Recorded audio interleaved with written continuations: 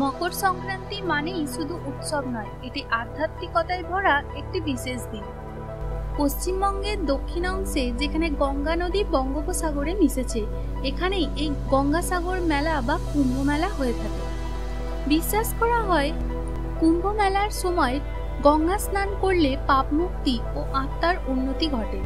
এটি শুধুমাত্র একটি ধর্মীয় উৎসব নয়, এটি মানবতাবাদ ও আধ্যাত্মিকতার মিলনস্থল। নমস্কার বন্ধুরা, ঈশ্বরের কৃপায় আশা করি আপনারা সকলেই ভালো আছেন ও সুস্থ আছেন। আজকের ভিডিওতে আমরা কথা বলবো সাগর মেলা ও কুম্ভ মেলার মাহাত্ম্য, ঐতিহাসিক প্রেক্ষাপট এবং এই বিশেষ দিনের আধ্যাত্মিক গুরুত্ব নিয়ে। তো ভিডিওটি স্কিপ না করে শেষ পর্যন্ত দেখতে থাকুন।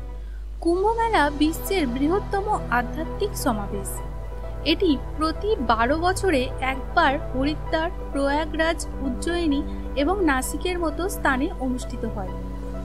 পুরাণ অনুযায়ী দেব দৈত্যদের সমুদ্র মন্থনের সময় অমৃত কুম্ভ থেকে কয়েক ফোঁটা এখানে পড়ে। সেই স্মৃতিকে স্মরণ করেই সম্মান জানাতে কুম্ভ মেলা অনুষ্ঠিত হয়।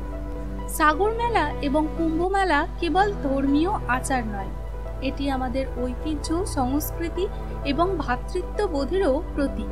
এখানে ভক্তদের ভিড় আমাদের শেখায় কিভাবে আস্থা ও বিশ্বাসের মাধ্যমে সবাই একত্রিত হতে পারে।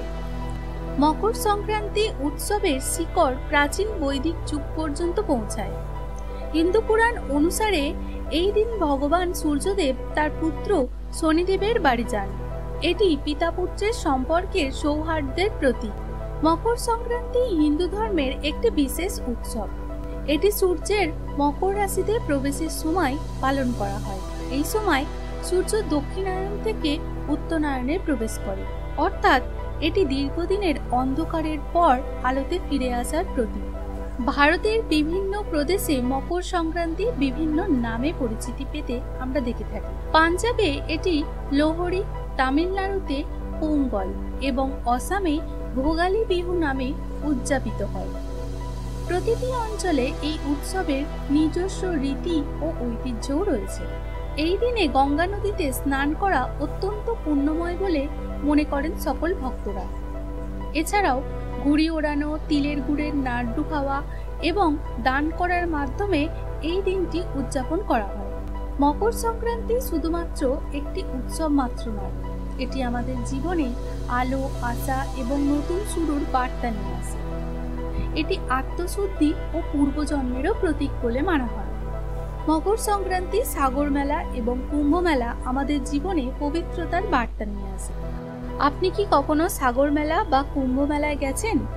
আপনার অভিজ্ঞতা জানাতে ভুলবেন না কমেন্টে। যদি এই ভিডিওটি ভালো লাগে তাহলে লাইক দিন, শেয়ার করুন এবং চ্যানেলটি সাবস্ক্রাইব করে আমাদের পাশে থাকবেন। সবাইকে মকর সংক্রান্তির শুভেচ্ছা। আবার দেখা হবে নতুন ভিডিওতে। নমস্কার।